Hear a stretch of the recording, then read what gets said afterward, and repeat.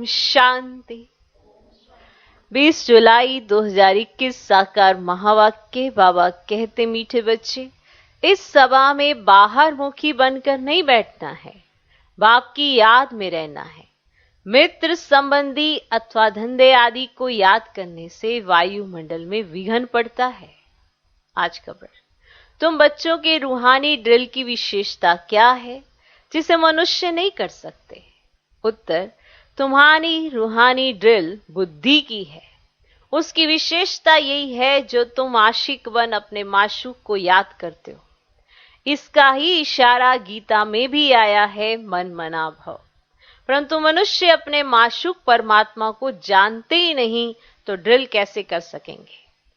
वे तो एक दो को जिस्मानी ड्रिल सिखलाते हैं। ओके, ओम शांति।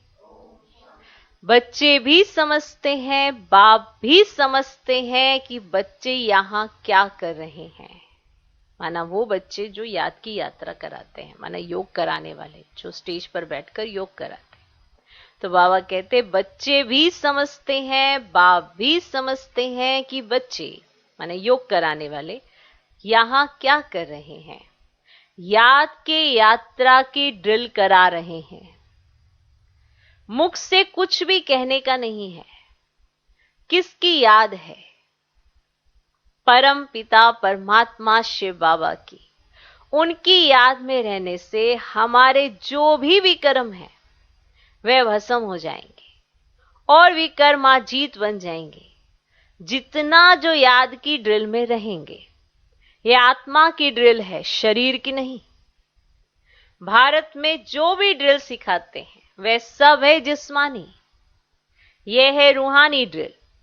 इस रूहानी ड्रिल को तुम बच्चों के सिवाय कोई जानते ही नहीं।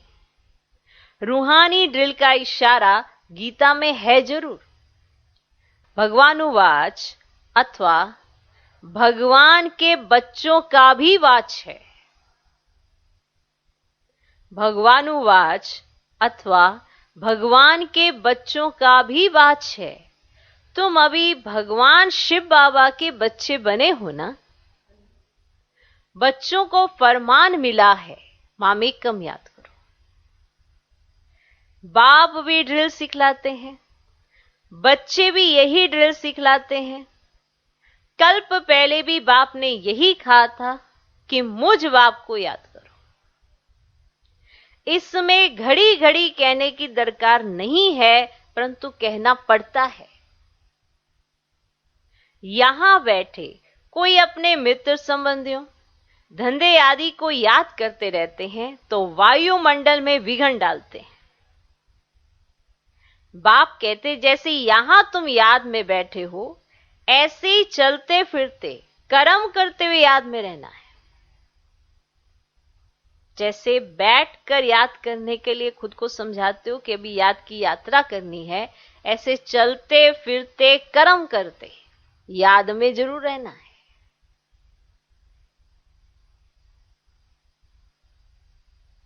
जैसे आशिक माशूक एक दो को याद करते हैं ना। उन्हों की याद है जिस्मानी, तुम्हारी है रूहानी याद। क्या आशिक माशूक सारे कार्य छोड़ देते हैं कि मुझे तो उसको याद करना है? वो सब कुछ करते याद करते हैं। इसीलिए बाबा कहते वो तो जिस्मानी है और तुम्हारी है रूहानी याद।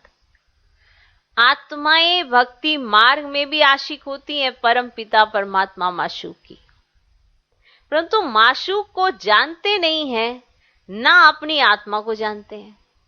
माशूक बाप आया हुआ है, भक्ति मार्ग से लेकर आत्माएं आशिक बनी हैं। ये है ही आत्माओं और परमात्मा की बात। बाप बच्चों को सम्मुख कहते हैं, तुम आशिक मुझ माशूक को याद करते हो कि बाबा आओ, हमको आकर दुख से लिबरेट करो और अपने साथ शांति धाम में ले चलो। तुम जानते हो अब इस दुखधाम मृत्यु लोक का विनाश होना है। अमर लोक जिंदाबाद, मृत्यु लोक मुर्दाबाद। तुम अभी ब्राह्मण बच्चे बने हो, तुम्हारे में भी नंबरवार पुरुषार्थ अनुसार हैं। तुम बच्चों को पूरा निश्चय होना चाहिए कि हम अब नरकवासी से स्वर्गवासी 21 जन्म लिए बनते हैं। कोई मरता है तो कहते हैं स्वर्गवासी हुआ, परंतु कितने समय के लिए स्वर्गवासी हुआ ये कोई भी नहीं जानते हैं। अब तुम पुरुषार्थ कर रहे हो स्वर्गवासी बनने के लिए, ये कौन निश्चय कराते हैं? वह है गीता का भगवान, परंतु वह तो एक ही निराकार होता है। मनुष्य समझते हैं निराकार तो निराकार ही है, वे कैसे यहां आकर सिखाएंगे? बाप को ना जानने के कारण ड्रामानुसार कृष्ण का नाम भूल से डाल दिया है। नहीं जानते इसीलिए भूल से कृष्ण का नाम डाल दिया है। कृष्ण और शिव का संबंध इस समय नजदीक है। शिव जयंती होती है संगम पर, फिर कल होगी कृष्ण जयंती। शिव जयंती है रात में, कृष्ण जयंती है सवेरे, उसको प्रभात कहेंगे।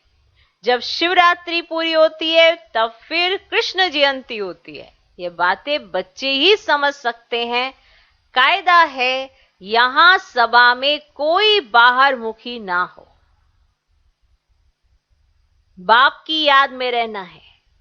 मनुष्य पुकारते भी हैं, हे पतित पावन आओ, आकर पावन बनाओ, परंतु ड्रामानुसार पत्थर बुद्धि कुछ भी समझते नहीं। अगर जानते होते तो बताते। उनको यह भी पता नहीं है कि अभी कलयुग का अंत है, फिर जब आप आते हैं तब आदि होती है। मनुष्य तो बिल्कुल घोर अंधेरे में है। लोग समझते हैं कलयुग में अर्जुन 40,000 वर्ष पड़े हैं। वेद का बाप समझाते हैं हद का बाप कब पतित पावन तो हो ना सके। बापू नाम तो बहुतों के रख दिए, बुजुर्ग को भी बापू अथवा पिताजी कहते हैं। ये रूहानी पिताश्री तो एक ही है जो पतित पावन ज्ञान का सागर है। बच्चों को पावन होने के लिए ज्ञान चाहिए। पानी में स्नान करने से कोई पावन थोड़े बनेंगे। तुम जानते हो शिव बाबा हमारे सामने इस तन में प्रत्यक्ष है। ब्रह्मा द्वारा ब्राह्मणों को राजयोग सिखा रहे हैं। वे तो कह देते हैं भगवानुवाच अर्जुन प्रति, ब्राह्मणों का नामो निशानी नहीं है। गाया जाता है ब्रह्मा द्वारा स्थापना, विष्णु द्वारा पालना। स्थापना तो ब्रह्मा द्वारा ही करेंगे, ना कि विष्णु द्वारा, ना शंकर द्वारा। तुम बच्चों को यह समझानी अब मिली है। बाप को यहां आना पड़ता है, वापिस तो कोई भी आत्मा जा नहीं सकती। जो भी आते हैं उनको सतो रजो तमो से पास करना ही है। कृष्ण भी पूरे 84 जन्म लेते हैं और 5000 वर्ष पाठ बजाया। जब आत्मा पेट में है तो भी जन्म तो है, तो भी वो जन्म तो है। कृष्ण की आत्मा जब सतयुग में आती है, गर्भ में प्रवेश किया, तब से लेकर 5000 वर्ष में 84 जन्मों का पाठ बजाना है। जैसे शिव जयंती मनाते हैं तो इसमें बैठा है ना, बैठा है ना। कृष्ण की आत्मा भी गर्भ में आई, चुरपुर हुई, उस समय से लेकर 5000 वर्ष का हिसाब शुरू होता है। माना जब गर्भ में है तो जन्म तो है ना। अगर कम जास्ती हो तो फिर 5000 वर्ष में कम हो जाए।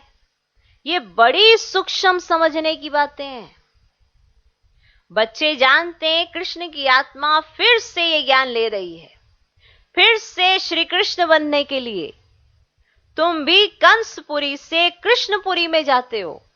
ये बातें बाप बैठ बच्चों को समझाते हैं।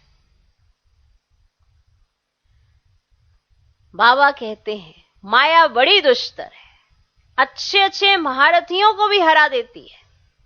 ज्ञान लेते लेते कहां ग्रहचारी बैठ जाती है। आश्चर्यवत हमारा बनंती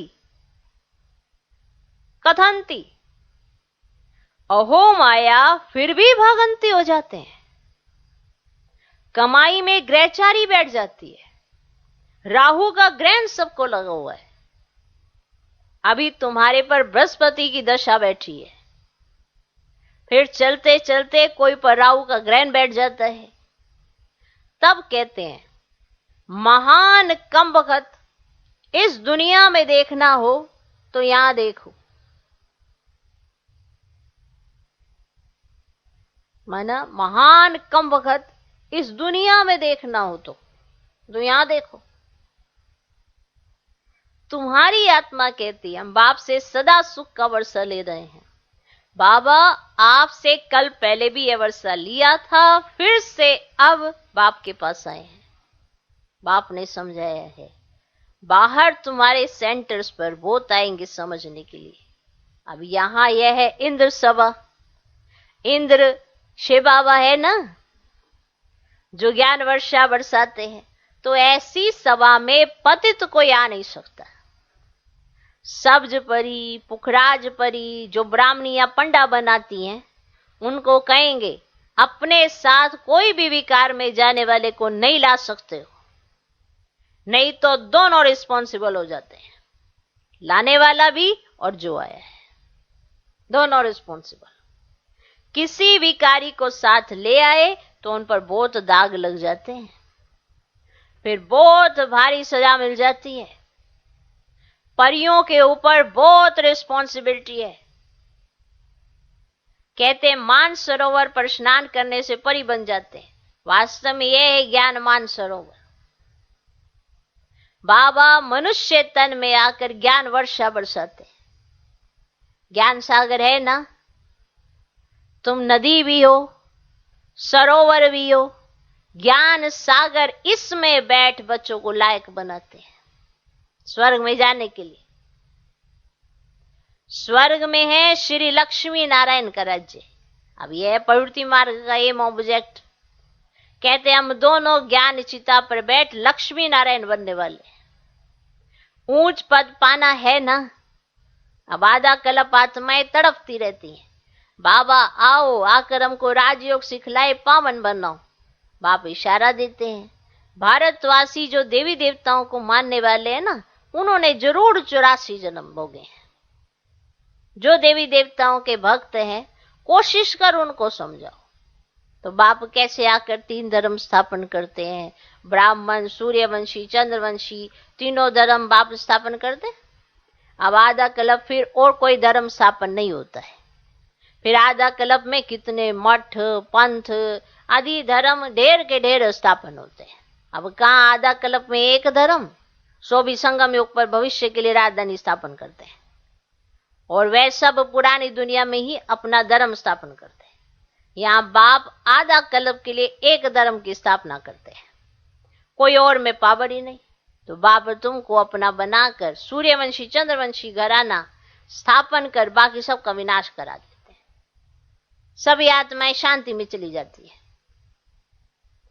तुम सुख में आते हो, उस समय तो दुख कोई है ही नहीं जो गॉड को याद करे। अब सागर तो एक ही है ना। तुम अपने को सागर नहीं कहलाएंगे, तुम अपने को सागर नहीं कहलाएंगे, तुम उनके मददगार बनते हो, इसलिए तुम्हारा नाम है ज्ञान गंगाएं। क्या है? ज्ञान गंगाएं। बाकी वह है पानी की नदियां। तो बाप कहते मुझ सागर के तुम बच्चे काम चिता पर बैठे जल मरे हो, अर्थात पतित बन पड़े हो। अब फिर मुझे याद करने से तुम पावन बनेंगे। अब यह सृष्टि का चक्र 5000 वर्ष का है, यह भी किसको पता नहीं है। सृष्टि का चक्र पूरे 4 भाग में, 4 युग है ना। अब यह संगम युग है कल्याणकारी। अब कुंभ कहा जाता है मेले को। नदी आकर सागर से मिलती है, आत्मा आकर परमात्मा से मिलती है, इसको कुंभ कहते हैं। आत्मा और परमात्मा का मेला भी तुम देखते हो, तुम आपस में मिलते हो, सेमिनार करते हो, इसको कुंभ नहीं कहेंगे, है ना। जब आत्माएं आत्माओं से मिलती है, सेमिनार करती हैं, आपस में मिलते हो, कोई प्रोग्राम पे डिस्कशन करते हो, तो उसको कुंभ नहीं कहेंगे। सागर तो अपनी जगह पर बैठे हैं, इस तन में है ना। जहां इनका तन वहां ज्ञान का सागर है, जहां इनका तन वहां ज्ञान का सागर है। बाकी तुम आपस में ज्ञान नदियां मिलती हो, ये नहीं कि तुम आपस में मिली तो तुम भी ज्ञान सागर हो गए, नहीं, तुम सब क्या हो गई, ज्ञान नदियां। आपस में जब मिलती हो, सेमिनार करती हो, आपस में मिलती हो, कोई कॉन्फ्रेंस होती है, तो क्या हो, ज्ञान नदियां आपस में मिल रही हैं, ज्ञान सागर नहीं, तो उसे कुंभ नहीं कहेंगे, समझा। तो सागर तो अपनी जगह पे बैठे हैं ना, इस तन में है ना। अब जहां इनका तन वहां ज्ञान का सागर है, बाकी तुम आपस में ज्ञान नदियां मिलती हो, बाकी छोटी बड़ी तो होती है ना, क्या, नदियां। तो वहां स्नान करने जाते हैं, गंगा जमुना सरस्वती आदि तो है ही, देली जमुना का कंठा है स्वर्ग। अब कृष्णपुरी तो होती है। अब दिल्ली के लिए कहते हैं परिस्थान था, जब लक्ष्मी नारायण का राज्य था। ऐसे नहीं कि कृष्ण का राज्य था, अब राधे कृष्ण युगल हो तब राज्य कर सके, है ना। अब छोटे बच्चे हैं वो तो स्वयं ही पालना ले रहे हैं, वो थोड़ा राज्य कर सकेंगे। अब राधे कृष्ण बड़े हो, लक्ष्मी नारायण बने, माना उनका नाम चेंज हो जाएगा ना, तो फिर वो राज्य कर सके। अब तुम बच्चे कितने खुशी में हो, माया के तूफान तो बहुत आएंगे। अब बेहद की बॉक्सिंग है, हर एक की 5 विकारों के साथ युद्ध चलती है, सबकी चलती है। हम चाहते हैं बाबा को निरंतर याद करें, माया हमारा योग उड़ा देती है। हम चाहते हैं निरंतर याद करें बाबा को, और फिर माया आके हमारा योग उड़ा देती है। एक खेल भी दिखाते हैं ना, परमात्मा अपनी तरफ खींचते हैं, माया अपनी तरफ। ऐसे एक नाटक बनाया है, बाइस्कोप का फैशन भी अभी निकला है, तुमको ड्रामा अनुसार बाइस्कोप पर भी समझाना था। नाटक में तो बदली सदली होती है। अब यह तो अनादि अविनाशी ड्रामा बना बनाया है, बनी बनाई बन रही और कुछ बनने नहीं। याद है ना ड्रामा के ऊपर, तो फलाना मर गया, इतना ही पार्ट था, हम चिंता क्यों करें, ड्रामा है ना। शरीर छोड़ दिया फिर थोड़े ही आ सकता, रोने से फायदा ही क्या, इसका नाम ही है दुख धाम। अब सत्युग में मोह जीत राजाएं होते हैं, इस पर कहानी भी है। अब सत्युग में मोह की बात होती ही नहीं, यहां तो मनुष्यों का कितना मोह है। किसको रोना ना आए तो रो कर भी उनको रुला देंगे, तो समझें कि ये अफसोस करते हैं। अगर कोई रोए तो कहेंगे हाँ इन्हें अफसोस हुआ है, अगर कोई ना रोए कहेंगे इनको अफसोस ही नहीं हुआ है। अगर किसी को रोना नहीं आता तो स्वयं रोते हैं और फिर उसको रुलाते हैं, फिर वो समझते हैं कि ये अफसोस करते हैं, नहीं तो गला नहीं हो जाए। अब भारत में यह सब रिवाज है, भारत में ही सुख, भारत में ही बहुत दुख होता है ना। विशेष कर आते हैं, चलो जाए उसको रुलाएं, है ना। तो भारत में ही सुख और भारत में ही बहुत दुख होता है। भारत में गॉड गॉडेज राज्य करते थे, विदेशी लोग पुराने चित्र बड़ी खुशी से लेते हैं, पुरानी चीज का मान होता है। सबसे पुराना शिव तो यहाँ आया था ना, उनकी कितनी पूजा करते हैं। अब तो शिव बाबा आया है, तुम पूजा नहीं करेंगे, वे हो कर गए तो उनकी पूजा करते रहते हैं। अभी आया हुआ है तो अब पूजा नहीं करते हैं, जब वो होके चला जाता है फिर उसकी पूजा आदि करते हैं। अच्छा, मीठे मीठे सिकिलधे बच्चों प्रति माता पिता बाप दादा का याद प्यार और गुड मॉर्निंग। रूहानी बाप की रूहानी बच्चों को नमस्ते। हम रूहानी बच्चों की भी रूहानी बाप को नमस्ते नमस्ते नमस्ते। Good morning good morning good morning. धारणा के लिए मुख्य सार, पहला पॉइंट, ड्रामा के ज्ञान को बुद्धि में रख निश्चिंत बनना है। ड्रामा के ज्ञान को बुद्धि में रख निश्चिंत बनना है। किसी भी प्रकार की चिंता नहीं करनी है, क्योंकि जानते हैं बनी बनाई बन रही, निर्मोही बनना है।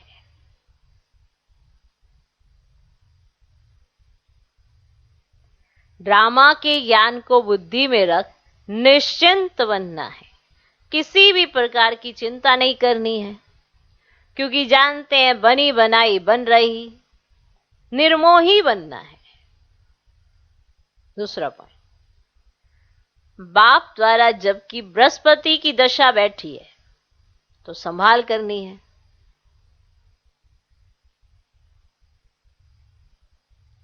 बाप द्वारा जबकि बृहस्पति की दशा बैठी है तो संभाल करनी है,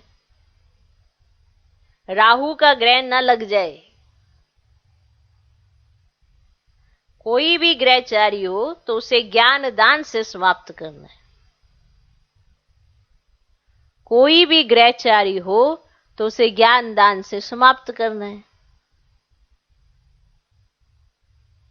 बाप द्वारा जबकि बृहस्पति की दशा बैठी है तो संभाल करनी है, राहु का ग्रह ना लग जाए। कोई भी ग्रहचारी हो तो उसे ज्ञान दान से समाप्त करना है। आज का वरदान, सदा मनन द्वारा मगन अवस्था के सागर में समाने का अनुभव करने वाले अनुभवी मूर्त भव। सदा मनन द्वारा मगन अवस्था के सागर में समाने का अनुभव करने वाले अनुभवी मूर्त भव। सदा मनन द्वारा मगन अवस्था के सागर में समाने का अनुभव करने वाले अनुभवी मूर्त भव। अनुभवों को बढ़ाने का आधार है मनन शक्ति। अनुभवों को बढ़ाने का आधार है मनन शक्ति। मनन वाला स्वतः मगन रहता है। मनन वाला स्वतः मगन रहता है। मगन अवस्था में योग लगाना नहीं पड़ता, लेकिन निरंतर लगा रहता है। मगन अवस्था में योग लगाना नहीं पड़ता, लेकिन निरंतर लगा रहता है, मेहनत नहीं करनी पड़ती। मगन अर्थात मोहब्बत के सागर में समाया हुआ। मगन अर्थात मोहब्बत के सागर में समाया हुआ। ऐसा समाया हुआ जो कोई अलग कर नहीं सकता। तो मेहनत से छूटो। सागर के बच्चे हो तो अनुभवों के तालाब में नहीं नहाओ, लेकिन सागर में समा जाओ। तो मेहनत से छूटो। सागर के बच्चे हो तो अनुभवों के तालाब में नहीं नहाओ, लेकिन सागर में समा जाओ, तब कहेंगे अनुभवी मूर्त। तालाब में डुबकियां लगाने नहीं जाओ, सागर में समाओ। मेहनत से छूटो। अगर बार बार मेहनत लगती है तो जरूर चेक करो, कुछ तो गड़बड़ है। और गड़बड़ है मनन करने की, है ना। चिंतन जो है आपका वो वैसा नहीं है जैसा होना चाहिए, इसीलिए आप मगन नहीं रह पाते। और जो मगन रहता है वो मोहब्बत में ही रह पाता है, उसे मेहनत नहीं लगती। और अगर मेहनत लग रही है तो गड़बड़ है। मनन नहीं करते, मगन नहीं होते। और अगर मगन नहीं होते तो मेहनत से नहीं छूटते। और अगर मेहनत से नहीं छूटते तो अनुभव नहीं आते। और अगर अनुभव नहीं आते हैं तो खाली खाली सा लगेगा, क्योंकि बनना है अनुभवी मूर्त। तो सागर के बच्चे हो तो सागर में समाओ। तालाब में डुबकियां लगाने से क्या फायदा। फिर क्या होता है, दूसरों के अनुभवों से खुद उठना की कोशिश करते रहते हैं। किसी का अनुभव सुनेंगे, बड़ा अच्छा था, बड़ा अच्छा था, फिर अंदर दिल शिकस्ती भी लाते रहेंगे, इसको हुआ मुझे क्यों नहीं हुआ। उसने मनन किया, वो मगन हुई आत्मा, मगन हुई, मोहब्बत से हर चीज को देख रही है, मेहनत से देख ही नहीं रही, इसीलिए उसको अनुभव महसूस हो रहे हैं, वो अनुभवी मूर्त बन रही है। अब मनन तो करना पड़ेगा ना, आपको चिंतन तो चलाना होगा, कहाँ है गड़बड़। अब गड़बड़ ढूंढ रहे हो दूसरों में, खुद में ढूंढनी नहीं, तो परिवर्तन कहाँ से आ जाएगा। जब तक स्वचिंतन नहीं होता तब तक परिवर्तन भी नहीं होता।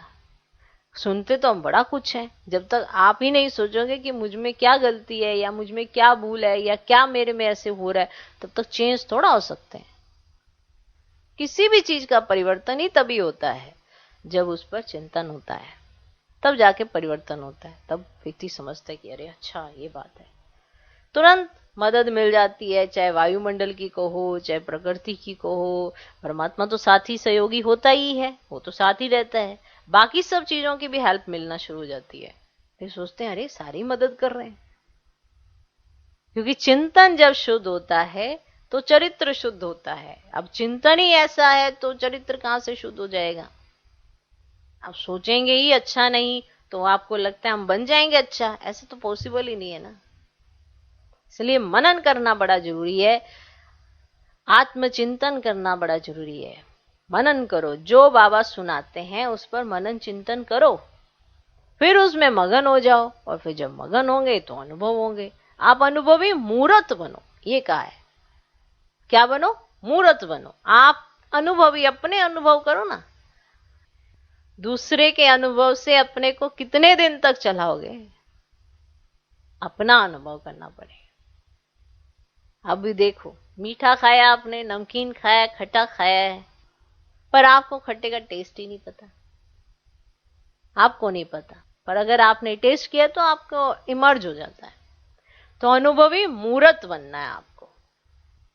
ओके, तो अनुभवों को बढ़ाने का आधार क्या है? मनन शक्ति। और मनन वाला मगन रहता है, और मगन वाले का योग लगा ही रहता है, वो निरंतर लगा रहता है, उसे मेहनत नहीं करनी पड़ती, क्योंकि वो मोहब्बत में, सागर में समाया हुआ रहता है। तो जो समाया हुआ रहता है उसको अलग करना मुश्किल होता है। तो सागर के बच्चे हो तो अनुभवों के तालाब में नहीं नहाओ, लेकिन सागर में समा जाओ, तब कहेंगे अनुभवी मूर्त। स्लोगन है आज का, ज्ञान स्वरूप आत्मा वह है जिसका हर संकल्प, हर सेकंड समर्थ हो। ज्ञान स्वरूप आत्मा वह है जिसका हर संकल्प, हर सेकंड समर्थ हो। ओम शांति।